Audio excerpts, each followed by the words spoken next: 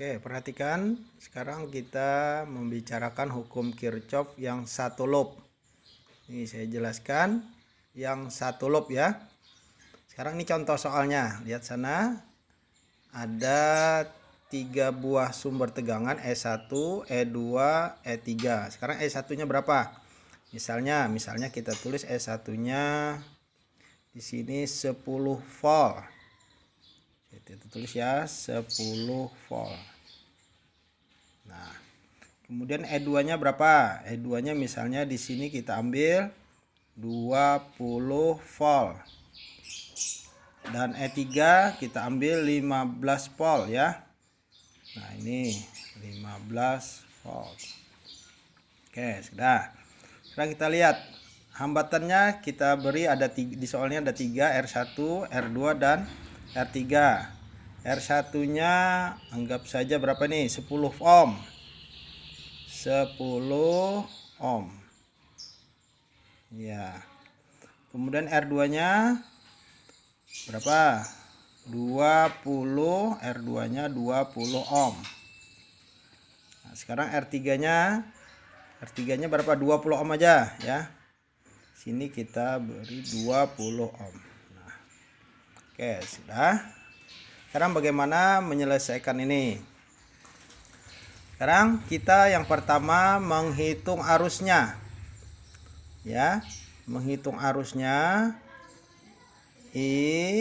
Kita menggunakan cara cepat saja, yaitu sigma E ya dibagi sigma R.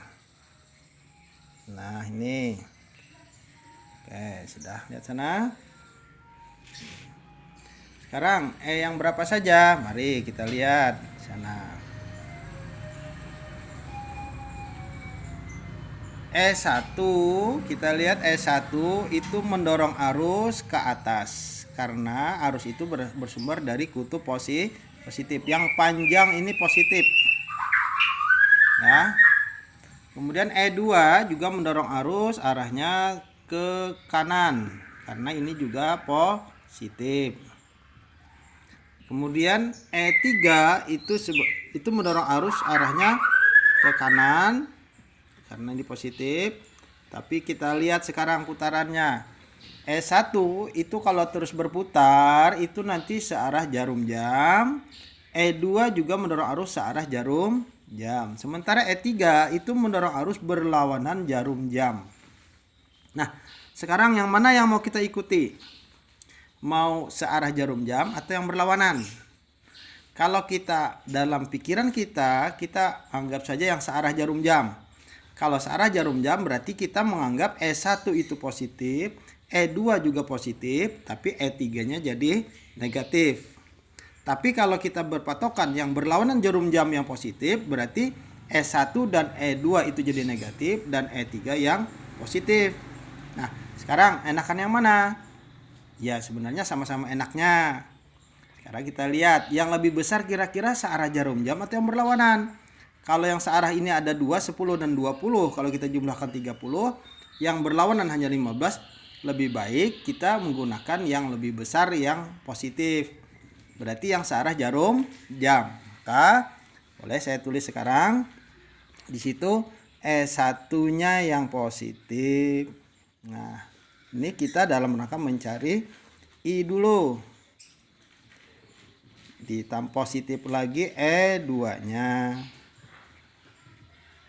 Nah, dan yang E3 yang berlawanan jarumnya kita beri tanda negatif. Dibagi R itu semua tidak ada yang negatif. Jadi semua positif. Berarti di sini nanti kita tulis R1 tambah R2 ditambah R3. Sekarang kita lihat sama dengan E1-nya tadi 10 volt positif ditambah 20 volt dikurang 15 volt dibagi 10 ohm ditambah 20 ohm ditambah 20 ohm.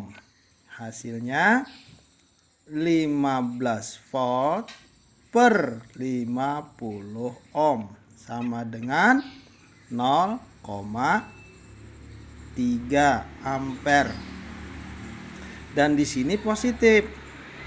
Berarti arahnya searah jarum. Nah, searah jarum jam. Seandainya nanti hasil ini negatif, sementara kita tadi menganggap yang S1 dan E2 yang searah jarum jam itu positif, ternyata hasilnya misalnya negatif, artinya hasilnya bukan searah jarum jam, tapi harusnya arusnya berlawanan jarum jam. Oke, sampai sini ada yang tanyakan?